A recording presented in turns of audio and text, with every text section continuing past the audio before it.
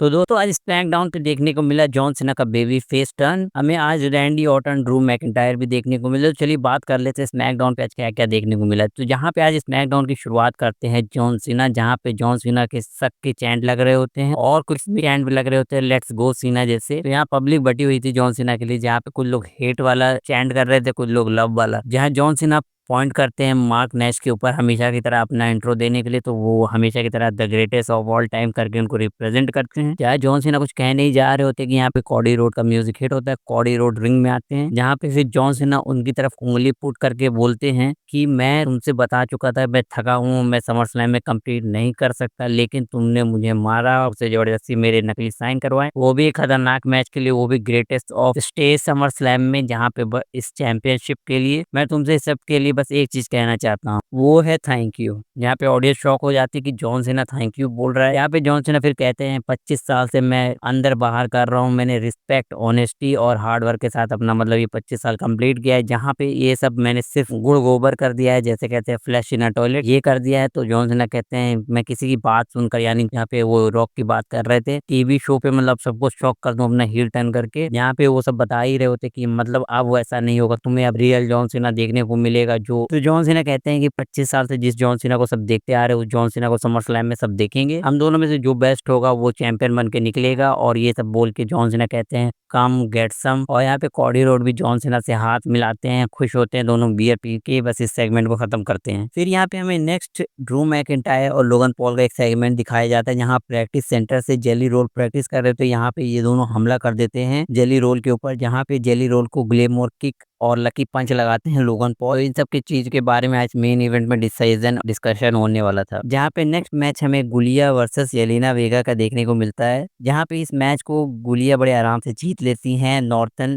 Light bomb लगाकर। फिर हमें बैक स्टेज सेगमेंट देखने को मिलता है सोलो सिकोवा का, जहाँ उनका इंटरव्यू चल रहा होता है और इनके साथ होती है एमएफटी की टीम, जहाँ पे वो बताते हैं कि उन्होंने स्टील केज मंगा लिया है, जहाँ पे वो कहते हैं जिमी उसो को आज मिलने वाला है बिग बूट उनके बिग माउथ पर, जो कि टाला टोंगा उनको लगाने वाले हैं। यहाँ पे जिमी उसो वर्सेस टाला टोंगा का आज मैच होने वाला था, उसी के लिए वो बता रहे होते कि आज जिमी उसो के लिए दिन अच्छे नहीं है और एक मैसेज भेजने वाले हो सोजेका फाटू को। अब हमें यहाँ नेक्स्ट मैच देखने को मिलता है जो कि ट्रिपल ए का मैच होता है, जो कि एक ओपन चैलेंज होता है टैग टीम चैंपियनशिप के लिए, जहाँ पे ब्रूटो एंजल एक ओपन चैलेंज देते हैं, जिसको एक्सेप्ट करते हैं मिस्टर लोगाना और साइको क्लॉन। इस मैच की बात करें तो कुछ अच्छे मूव थे इसमें, कुछ हाईलाइट्स थे जैसे कि इगुआना वाला सीन, लेकिन इस मैच में मुझे लगा कि लैक ऑफ मतलब वो था कि मतलब रेसलिंग जो थी कहीं कहीं पे छूट जा रही थी, जो चीज मतलब वो सेगमेंट करने वाले थे वो हो नहीं रहा था उनसे, कई सारे मूव डिलीवर नहीं हो रहे थे ऐसा लग रहा था, और इन लोगों के बीच में कोऑर्डिनेशन अच्छा नहीं लग रहा था। अब स्मैकडाउन पे हमें ट्रिपल ए के मैचेस भी देखने को मिलेंगे, क्योंकि WWE वालों ने खरीद लिया है ट्रिपल ए को, जो कि मैक्सिको में होता है। तो अब यहाँ पे काफी सारे मैचेस हो सकते हैं स्मैकडाउन पे और भी हमें देखने को मिल रहे ट्रिपल ए। अब हमें फिर से यहाँ ड्रू मैकिंटायर और लोगन पॉल देखने को मिलते हैं बैक स्टेज, जहाँ उनसे कैटी पूछती है कि आपने ये सब क्यों किया था जो प्रैक्टिस सेंटर में जो किया है। तो ड्रू मैकिंटायर और लोगन पॉल कहते हैं कि हमें जो भी बताना है हम जाके रिंग में आज रात में बताने वाले। फिर हमें यहाँ मैच देखने को मिलता है डेमियन प्रीस्ट वर्सेस एलेक्स्टर ब्लैक का। ये मैच भी काफी ठीक ठाक चल रहा होता है, लेकिन यहाँ पे एलेक्स्टर ब्लैक चेयर से हमला कर देते हैं डेमियन प्रीस्ट के ऊपर, जिसके कारण मैच डिस्क्वालीफाई कर दिया जाता है। यहाँ उसके बाद एलेक्स्टर ब्लैक बहुत तरीके से तोड़ते हैं डेमियन प्रीस्ट को, जहाँ पे स्टेप पे उनको फेंकते हैं, उसके चेयर से हमला करते हैं, फिर ब्लैक मास उनको लगाते हैं। यहाँ पे स्टोरी भी और कंटिन्यू होने वाली है, मैच का एंड नहीं हुआ, इनकी फ्यूड और बढ़ने वाली है। तो हो सकता है अगले पेपर व्यू में हमें इनका मैच देखने को मिले या फिर नेक्स्ट मैकडाउन पे। अब हमें यहाँ बैक स्टेज टिफनी देखने को मिलती है और जेडी कारगिल, जहाँ पे जेडी कारगिल कहते हैं मुझे तुम्हारी मदद की जरूरत नहीं थी पिछले हफ्ते। टिफनी कहते हैं ये सब छोड़ो, तुम अपने मैच पे समर स्लैम पे ध्यान दो,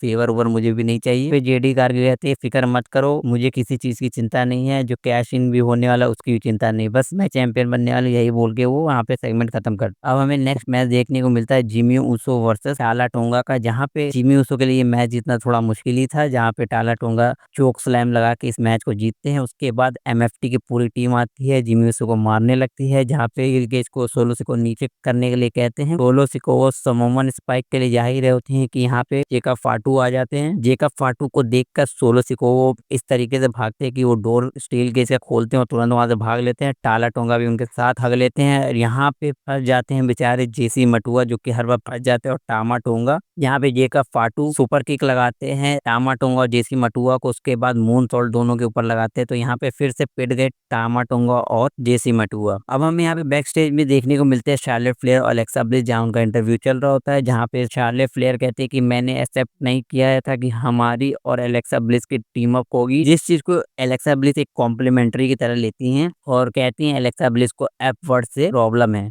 यानी फ्रेंडशिप की बात हो रही थी यहाँ पे, जहाँ पे शार्लेट फ्लेयर कहती हैं समर स्लैम के बाद हम देखेंगे अगर हम लोग चैंपियन बनते हैं तो हम लोग फ्रेंड जरूर बने। हम यहाँ मेन इवेंट देखने को मिलता है जहाँ पे ड्रू मैकिंटायर लोगन पॉल आते हैं। रिंग पे आने के बाद लोगन पॉल कहते हैं कि हम इस कंपनी को बचा रहे हैं आउटसाइडर से, जहाँ पे आउटसाइडर आ जा रहे हैं मुंह उठा के रेसलर बनने। उसके बाद ड्रू मैकिंटायर भी यहाँ पे कहते हैं कि अगर मतलब कोई यहाँ पे मतलब स्टार के साथ मतलब बन सकता है तो लोगन पॉल है, और जो भी कुछ होने वाला समर स्लैम में रैंडी ऑर्टन के साथ उसकी जिम्मेदारी जेली रोल की है, जहाँ वो इस चीज में इन्वॉल्व हो गए हैं। उसके बाद यहाँ पे रैंडी ऑर्टन जेली रोल आते हैं और यहाँ पे मारधाड़ चालू हो जाती है दोनों के बीच में, मतलब चारों के बीच में। यहाँ पे रैंडी ऑर्टन और जेली रोल भारी पड़ते हैं ड्रू मैकिंटायर और लोगन पॉल पे, जहाँ पे लॉकर रूम से बॉडीगार्ड आते हैं इन सबको रोकने के लिए। इसके बाद रैंडी ऑर्टन दो बंदों को आरकेओ लगाते हैं जो सिक्योरिटी की टीम से थे। उसके बाद जेली रोल यहाँ पे चोक स्लैम लगाते हैं एक बंदे को और यहाँ पे स्मैकडाउन खत्म होता है। तो आपको कैसा स्मैकडाउन लगा आज का, कमेंट बॉक्स में बताइए। ठीक ठाक थी, अगर रेटिंग देने की बात होगी तो 3.5 की रेटिंग दी जा सकती है। तो आपको कैसा लगा आज का स्मैकडाउन, कमेंट बॉक्स में बताइए।